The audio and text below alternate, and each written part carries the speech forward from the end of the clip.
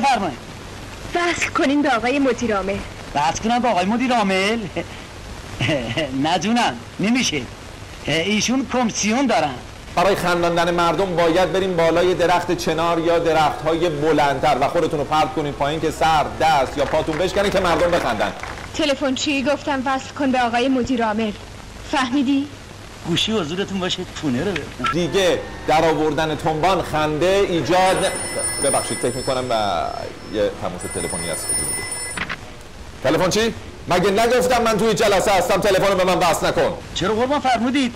ولی از ما بهترون رو خط هستن. جدا؟ خب وصل کن ببینم چی میگن. سلام. الو عزیزم سلام.